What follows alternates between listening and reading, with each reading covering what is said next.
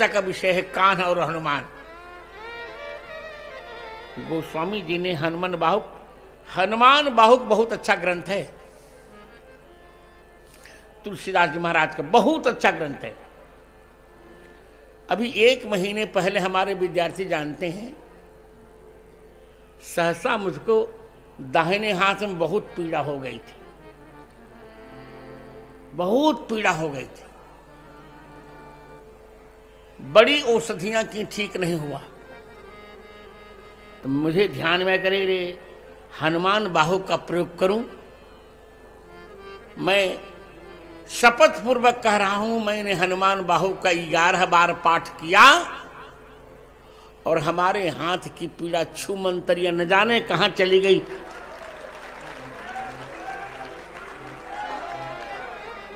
तो हनुमान बाहुक का जो 25वां घनाक्षरी है, उसी पर मेरा ये व्याख्यान है। हनुमान बाहुक की 25वीं घनाक्षरी देखिए। करम कराल कंस भूमि पाल के भरोसे, बकी बक भगिनी कहूते कहां डरेगी। बड़ी विकराल बाल घातिनी न जाति कही, बाहुबल बालक छबीले छोटे छरेगी। आई है बनाई विष आप ही विचारी देखो, पाप जाई सबको गुनी के पाले पड़ेगी। आगे पूतना पिशाचिनी जो कपि कान्ह तुलसी की, बाह पीर महावीर तेरे मारे मरेगी।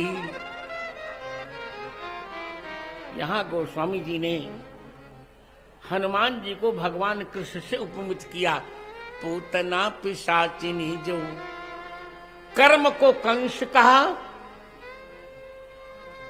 पूतना को बाहु पीड़ा को पूतना कहा, और हनुमान जी को श्री कृष्ण कह दिया कि जैसे पूतना को कन्हैया जी ने मारा था, उसी प्रकार हनुमान जी आप मेरी बाहु की पीड़ा को मार डालिए, समाप्त कर दीजिए। पूतना पिशाचिनी जो कपि कान्ह तुलसी की, बाह पीर महावीर तेरे मारे मरे। अब आइए इस पर विचार करें। 3 दिन विचार करते हुए मेरे हो गए, आज चौथा दिन। हनुमान जी को कृष्ण की उपमा क्यों दी? बहुत सी बातों में हनुमान जी की कृष्ण भगवान से समता देखी जाती है। पहला पक्ष हमने आपको बताया, आप लोग बताइए कन्हैया जी की कितनी माता है? आप जानते हैं कि नहीं जानते हैं? सभी लोग जानते हैं। एक पिक्चर में भी गीत आया था, कन्हैया किसको कहेगा तू मैया, है ना? एक ने तुमको जन्म दिया रे, एक ने तुमको पाला।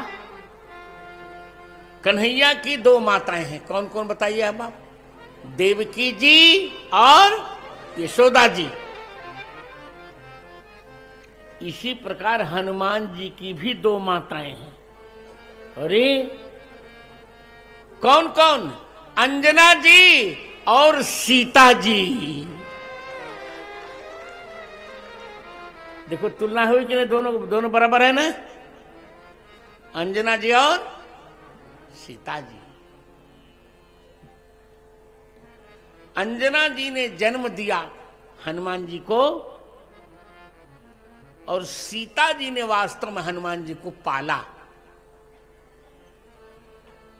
अंजना जी से जब कहा कि भूख लगी है, तो अंजना ने कहा मैं फल नहीं दूंगी। तो हनुमान जी ने सूर्य भगवान को मुंह में भर लिया।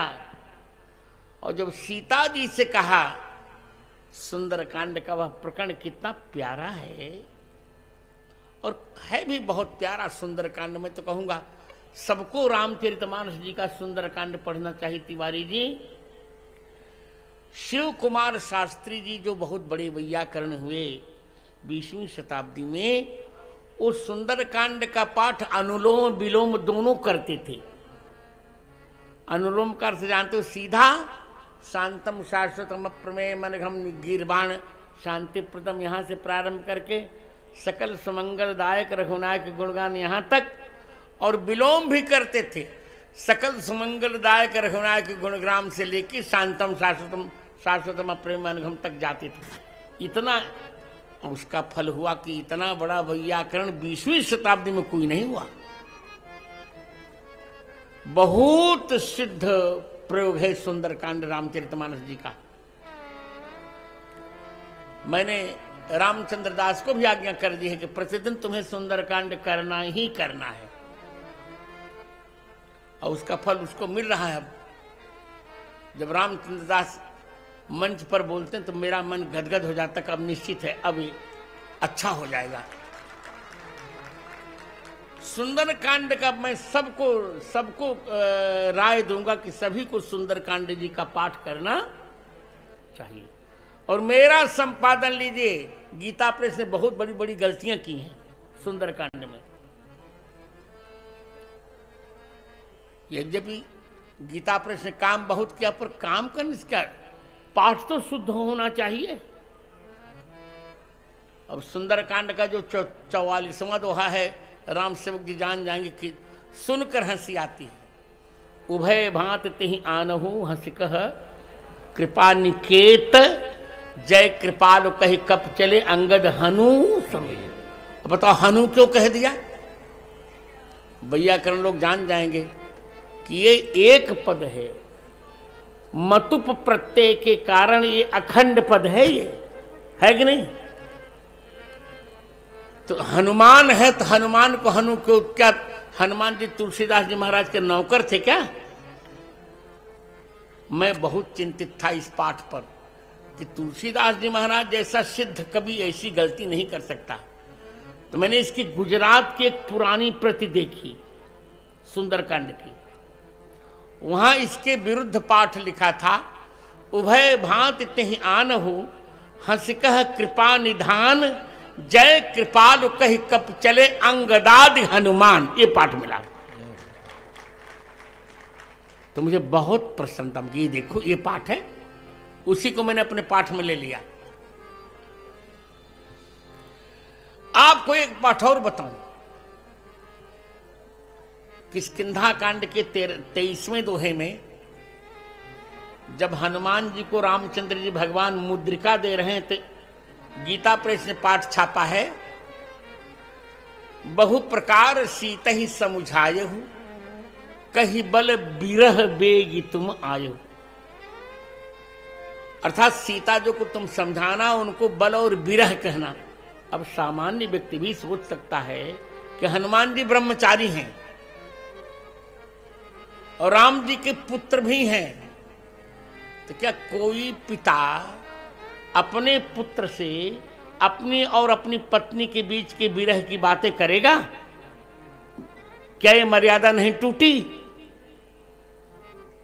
जबकि नियम ये है कि बहुतों ने श्री राम कथा लिखी है, पर जैसी मर्यादा तुलसीदास जी महाराज ने निभाई ऐसी किसी ने निभाई नहीं।